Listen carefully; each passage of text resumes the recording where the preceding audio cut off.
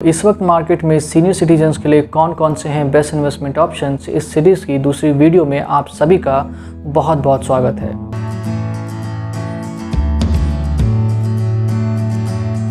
देखिए, जैसा कि आप सब जानते ही हैं कि एक मिडिल क्लास व्यक्ति अपने रिटायरमेंट के बाद के जीवन के लिए जो रकम जुटा के रखता है, वो रकम उसे रिटायरमेंट के बाद भी पूरे स्वाभिमान के साथ जीवन को जीने का एक मौका देती है।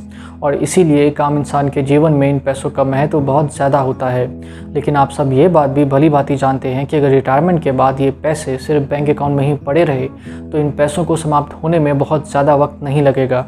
इसीलिए इन पैसों को कहीं निवेश करना बहुत ज़रूरी है, और वो भी ऐसी जगह पे जो पूरी तरह से सुरक्षित हो और जहाँ से पेंशन की तरह ही एक रेगुलर इनकम भी जनरेट की जा सके, ताकि इन पैसों के सहारे एक लंबा जीवन जिया जा सके। अब इन्हीं सब बातों को ध्यान में रखते हुए इस सीरीज़ की जो पहली वीडियो चैनल पे अपलोड हुई थी, उसमें हमने सीनियर सिटीजन सेविंग स्कीम के बारे में बात की थी। उस वीडियो में हमने जाना था कि कैसे सीनियर सिटीजन सेविंग स्कीम में रिस्क लगभग ना के बराबर होता है, कैसे इसके सहारे पेंशन की तरह एक रेगुलर इनकम जनरेट की जा सकती है, और इसके अलावा भी कई सारी जानकारियों को काफ़ी बारीकी से समझा था। अब ठीक इसी तरह से आज की इस वीडियो में भी हम एक ऐसे ही स्कीम के बारे में बात करने वाले हैं, और उस स्कीम का नाम है प्रधानमंत्री वय वंदना योजना। आज की इस वीडियो में आपको इस स्कीम की A to Z सभी जानकारियाँ जानने को मिल जाएंगी। तो अगर आप अपने माता पिता के लिए निवेश का कोई अच्छा विकल्प ढूंढ रहे हैं, या आप रिटायर हो चुके हैं, या फिर आप रिटायर होने वाले हैं, तो ऐसे में आपको ये वीडियो अंत तक ज़रूर देखनी चाहिए। नमस्कार दोस्तों, मैं हूँ रजनीश झा और आप देख रहे हैं आपका चैनल मनी उपाय एक कदम अमीरी की ओर। चलिए शुरू करते हैं।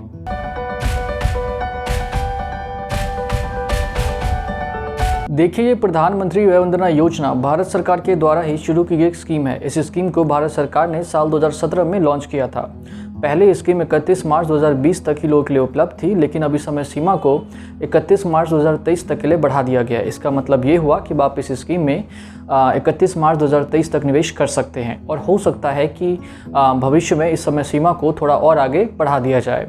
तो इस स्कीम की शुरुआत कब हुई और ये लोगों के लिए कब तक उपलब्ध रहेगा, मैं उम्मीद करता हूँ कि आप इस बात को काफ़ी अच्छे से समझ गए होंगे। चलिए अब आगे बढ़ते हैं और अब ये समझ लेते हैं कि ये स्कीम क्या है और ये किस तरह से काम करती है। तो देखिए, प्रधानमंत्री वय वंदना योजना एक 10 साल की स्कीम है। इस स्कीम में आपको एक बार में एक लमसम अमाउंट निवेश करना पड़ेगा।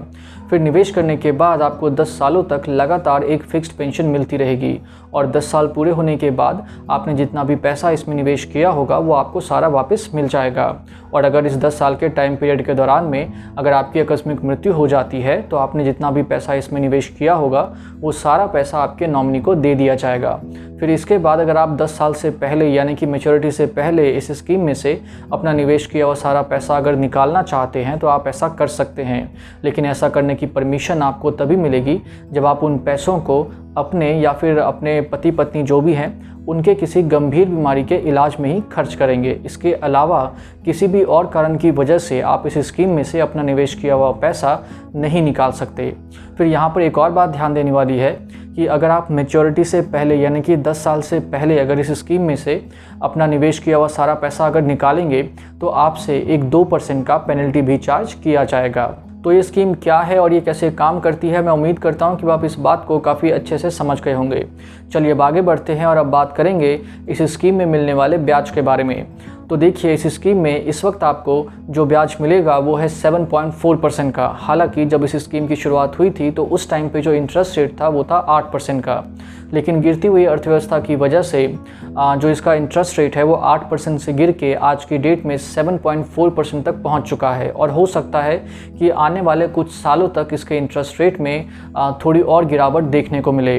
लेकिन मैं आशा करता हूं कि जैसे जैसे हमारे देश की अर्थव्यवस्था वापस पटरी पर लौटेगी तो वैसे वैसे हमें इसके इंटरेस्ट रेट में भी बढ़ोतरी देखने को मिले। अब यहाँ पर आप सभी को एक छोटी सी बात और कहना चाहूँगा कि देखिए, जो 7.4% का इंटरेस्ट रेट है ये आपको तब मिलेगा जब आप इस स्कीम में मंथली पेंशन के विकल्प का चुनाव करेंगे। मतलब कि जब आप हर महीने पेंशन लेंगे तब आपको 7.4% का इंटरेस्ट रेट मिलेगा, ठीक है। लेकिन अगर आप इस स्कीम में मंथली पेंशन के बदले एनुअल पेंशन के विकल्प का चुनाव करें, मतलब कि आप महीने के बदले अगर आप इकट्ठे सालाना बेसिस पे अगर पेंशन लें तो आपको 7.4% के बदले 7.66% का ब्याज मिलेगा।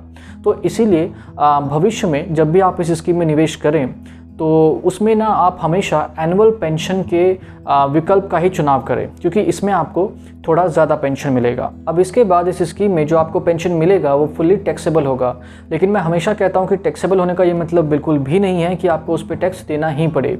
आपको उस पर टैक्स देना है कि नहीं देना है ये इस बात पर निर्भर करेगा कि आपकी सालाना इनकम कितनी है।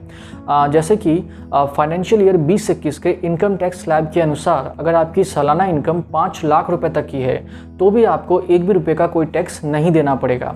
हालांकि सीनियर सिटीजन्स के लिए जो एग्जम्पशन लिमिट है वो 3 लाख रुपए तक की है, लेकिन अगर हम 12,500 रुपये के रिबेट को एडजस्ट कर दें तो 5 लाख रुपए तक की एनुअल इनकम पे हमें एक भी रुपये का कोई टैक्स नहीं पे करना पड़ेगा। अब इसके बाद इस स्कीम में जो पेंशन मिलेगा वो फुल्ली टैक्सेबल तो है, लेकिन उस पर टीडीएस लगेगा कि नहीं लगेगा इसके बारे में फ़िलहाल मेरे पास कोई ठोस जानकारी नहीं है। मैंने बहुत ढूंढने की कोशिश की लेकिन मुझे इसके बारे में कहीं पे भी कोई जानकारी नहीं मिली। इस स्कीम का जो सेल्स ब्राउचर था मैंने उसे भी पढ़ा, लेकिन उसमें भी टीडीएस को लेकर उन्होंने कुछ भी नहीं लिखा हुआ था। तो अगर आप में से कोई इसके बारे में कुछ भी जानता है तो प्लीज़ नीचे कमेंट सेक्शन में ज़रूर बताइए। तो इस स्कीम में आपको कितना ब्याज मिलेगा और टैक्स का क्या हिसाब किताब रहने वाला है, मैं उम्मीद करता हूं कि आप इस बात को काफ़ी अच्छे से समझ गए होंगे। चलिए अब आगे बढ़ते हैं और अब बात करेंगे इस स्कीम में मिलने वाले लोन फैसिलिटी के बारे में। तो देखिए 3 साल के बाद इस स्कीम में आपको लोन की सुविधा भी उपलब्ध हो जाती है। आपने जितना भी पैसा इस स्कीम में निवेश किया होगा उसका मैक्सिमम 75% तक आप लोन ले सकते हैं। जैसे कि अगर आपने इस स्कीम में 10 लाख रुपए निवेश किए हैं तो उसका 75% कितना हो गया, 7.5 लाख रुपए। तो आप मैक्सिमम 7.5 लाख रुपए तक का लोन ले सकते हैं। अब इसके बाद मैंने आप सभी के लिए एक टेबल तैयार किया है। इस टेबल में आपको मिनिमम और मैक्सिमम इन्वेस्टमेंट, फिर मिनिमम और मैक्सिमम पेंशन के बारे में एक साथ जानकारी मिल जाएगी। तो चलिए अब ज़रा जल्दी से उस टेबल को समझ लेते हैं। तो देखिए जब आप इस स्कीम में निवेश करेंगे तो उस टाइम पे आपको पेंशन के लिए टोटल 4 ऑप्शंस दिए जाएंगे। जो पहला ऑप्शन होता है वो होता है ईयरली बेसिस का, मतलब कि आप सालाना बेसिस पे पेंशन ले लीजिए। फिर इसके बाद जो दूसरा ऑप्शन होता है वो होता है सेमी एनुअली बेसिस का, मतलब कि आप हर 6 महीने में एक बार पेंशन ले लीजिए। फिर इसके बाद जो तीसरा विकल्प होता है वो होता है क्वार्टरली बेसिस का, मतलब कि आप हर 3 महीने में एक बार पेंशन ले लीजिए। फिर इसके बाद जो चौथा और आखिरी विकल्प होता है वो होता है मंथली बेसिस का, मतलब कि आप हर महीने पेंशन ले लीजिए। तो इन चारों ऑप्शंस में से अगर आप पहले वाले ऑप्शन का चुनाव करते हैं, मतलब कि अगर आप ईयरली बेसिस पे पेंशन लेना चाहते हैं तो आपको इस स्कीम में एक बार में कम से कम 1,56,658 रुपये का निवेश करना पड़ेगा और मैक्सिमम आप 14,49,086 रुपये तक का निवेश कर सकते हैं। फिर अगर बात करें पेंशन की तो आपको साल में एक बार में कम से कम 12,000 रुपये का पेंशन ज़रूर मिलेगा और मैक्सिमम पेंशन आपको 1,11,000 रुपये तक मिल सकती है। फिर इसके बाद अगर आप दूसरे ऑप्शन का चुनाव करते हैं, मतलब कि अगर आप सेमी एनुअली बेसिस पे पेंशन लेना चाहते हैं तो आपको एक बार में इस स्कीम में कम से कम 1,59,574 रुपये का निवेश करना पड़ेगा और मैक्सिमम आप 14,76,064 रुपये तक निवेश कर सकते हैं। फिर वहीं अगर मैं बात करूँ पेंशन की तो आपको हर 6 महीने में एक बार में कम से कम 6,000 रुपये का पेंशन ज़रूर मिलेगा और मैक्सिमम आपको 55,500 रुपये तक का पेंशन मिल सकता है।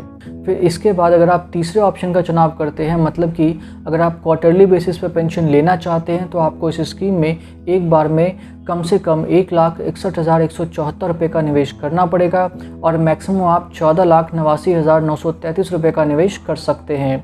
फिर वहीं अगर हम बात करें पेंशन की तो आपको हर 3 महीने में एक बार में कम से कम 3,000 रुपये का पेंशन ज़रूर मिलेगा और मैक्सिमम आपको 27,750 रुपये तक का पेंशन मिल सकता है।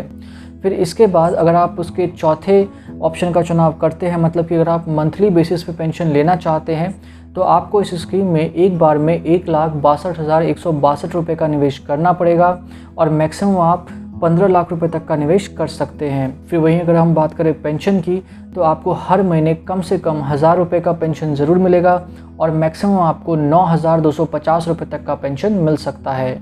अब यहाँ पर मैं आप सभी को एक छोटी सी बात और कहना चाहूँगा कि इस स्कीम में जो मिनिमम और मैक्सिमम इन्वेस्टमेंट की जो लिमिट्स हैं वो पति और पत्नी दोनों पे ही अलग अलग एप्लीकेबल होती हैं। तो मैं उम्मीद करता हूँ कि आप इस टेबल को काफ़ी अच्छे से समझ गए होंगे। चलिए अब आगे बढ़ते हैं। तो अभी तक हमने इस स्कीम की लगभग सभी जानकारियों को काफ़ी अच्छे से समझ लिया है। अब सिर्फ 2 ही बातें हैं जो जानने को रह गई हैं। पहली बात यह कि इस स्कीम में कौन कौन कौन निवेश कर सकते हैं और दूसरी बात यह कि इसमें निवेश कैसे करना है, मतलब कि इसमें निवेश करने का प्रोसेस क्या है। तो सबसे पहले हम ये जान लेते हैं कि इसमें कौन कौन निवेश कर सकते हैं। तो देखिए, इस देश का कोई सा भी नागरिक जिनकी उम्र 60 वर्ष या उससे अधिक की है वो इस स्कीम में निवेश कर सकते हैं। ये स्कीम स्पेशली सीनियर सिटीजन्स को ध्यान में रख के ही बनाई गई है।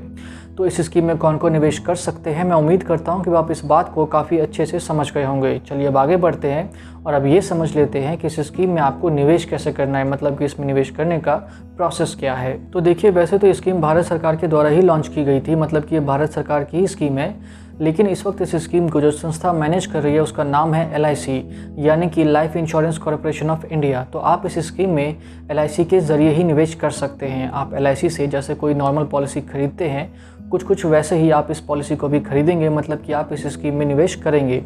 यहाँ पे अच्छी बात यह है कि आप इस स्कीम में ऑनलाइन भी निवेश कर सकते हैं। मैंने नीचे डिस्क्रिप्शन में एक लिंक शेयर किया है, आप जैसे उस लिंक पे क्लिक करेंगे तो वो डायरेक्टली आपको LIC के वेबसाइट के उस पेज पे लेके चला जाएगा जहाँ पे जाके आप इस स्कीम में ऑनलाइन निवेश कर सकते हैं। बाकी अगर आप इसमें ऑनलाइन निवेश नहीं करना चाहते तो आप अपने किसी भी नज़दीकी LIC ब्रांच में जाके या फिर किसी एजेंट की सहायता लेके भी इस स्कीम में निवेश कर सकते हैं। तो कुल मिला के देखा जाए तो इस स्कीम में निवेश करना बहुत ही आसान है। आप बड़ी आसानी से इस स्कीम में निवेश कर सकते हैं। अब एक काम करते हैं, इस स्कीम को एक छोटे से एग्जाम्पल की मदद से भी समझ लेते हैं। तो अगर आप इस स्कीम में एक बार में अगर 10 लाख रुपए का निवेश करते हैं तो आपको 10 सालों तक लगातार मंथली बेसिस पे 6,166 रुपये के लगभग का एक फ़िक्स पेंशन मिलता रहेगा। फिर अगर आप इसी पेंशन को क्वार्टरली बेसिस पे अगर लेते हैं तो आपको 18,625 रुपये का एक फ़िक्स पेंशन मिलता रहेगा। फिर इसके बाद अगर आप इसी पेंशन को सेमी एनुअली बेसिस पे अगर लेते हैं तो आपको 37,600 रुपये का एक फ़िक्स पेंशन मिलता रहेगा। और अगर आप इसी पेंशन को एनुअली बेसिस पे लेते हैं तो आपको 76,600 रुपये का एक फ़िक्स पेंशन 10 सालों तक लगातार मिलता रहेगा। इस एग्जाम्पल से एक बात तो क्लियर हो जाती है कि इस स्कीम में एनुअली बेसिस में ही थोड़ा ज़्यादा पेंशन मिलता है।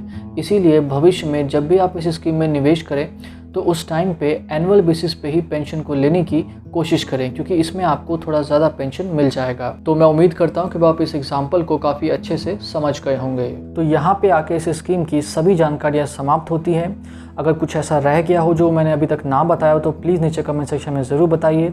अगर आपको ये वीडियो पसंद आई है तो प्लीज़ इसे लाइक और शेयर ज़रूर करें। अगर आपने अभी तक इस चैनल को सब्सक्राइब नहीं किया है तो करके रख लीजिए। तो आपने इस वीडियो को यहाँ तक देखा, इसके लिए आप सभी का बहुत बहुत धन्यवाद। नमस्ते।